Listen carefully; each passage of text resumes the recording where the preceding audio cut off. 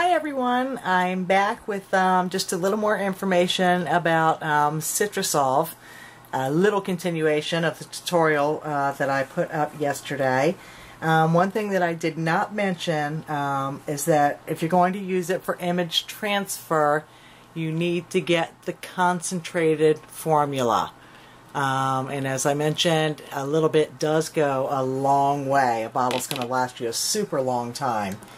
But I wanted to show you some of the other things that I've done with it. This was doing an image transfer. I don't know how well that is showing up, but an image transfer onto satin ribbon. I had a specific project in mind and wanted something custom and hadn't seen damask ribbon, so made my own. This is a glass tile that I did using one of the background images that I had created with National Geographic magazine.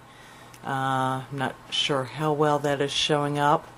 My light seems a little funny today. But this wasn't a transfer process. This uses a process called sublimation, which is a whole other process in itself and pretty involved, so I'm not going to get into all that. But created the digital collage and did the sublimation process onto pre-coated glass tile, and then just added a little shell and a little pearl on top. But I really liked that background. It just said underwater to me. And then these are just some photographs of some other projects that I've done. I like to pick up neglected and unloved pieces of furniture and such and send them to my rehab and you know, see if I can bring new life to them. So this was actually an antique hospital nursery crib, quite small, so I turned it into a day bed for dolls. And if you see the little back pillow and the mattress cover, I used the Citra Solv to transfer the images to those. And this was a little side table. So that's how it started. And I used the image transfer process with the Citra Solv to put a nice graphic on the top of it after I painted it. This was an old bench.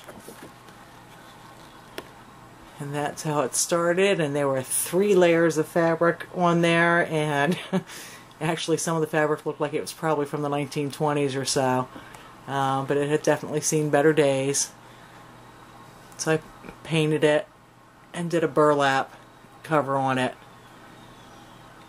with the image transfer. Hope these are coming out okay. This was a little wood cabinet. The duct tape was actually holding where I glued the broken piece back into place. Printed it, did the and painted it, did the sublimation on top, and also did on the inside, just an Eiffel Tower in there.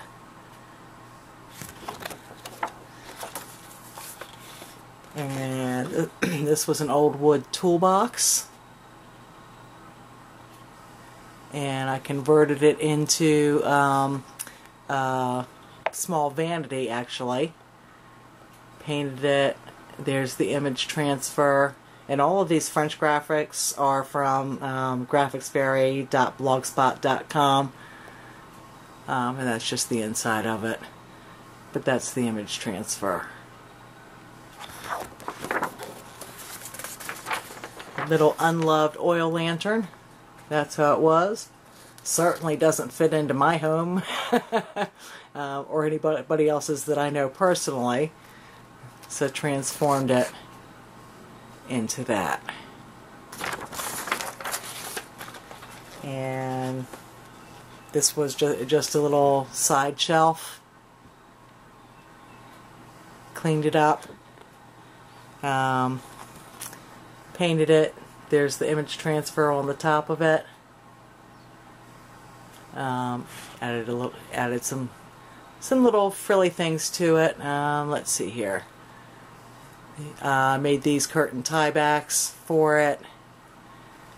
Let's see. And I don't, oh, there we go. And there's the ribbon that I made for it. And then just some more up on this shelf. And this one didn't use an image transfer process, but I'll tell you, this stuff is absolutely amazing. Picked up this unloved dresser from the side of the road, just covered in stickers. Sprayed the Citra Solv on it, just let it sit for a minute, and used a like a putty knife just to scrape it, and really didn't have to apply any pressure at all. I was actually able to just peel off the paper part of the sticker and then just use the scraper, and the adhesive came off so easily. It was awesome. I thought it was going to take me weeks to get all those stickers off of that.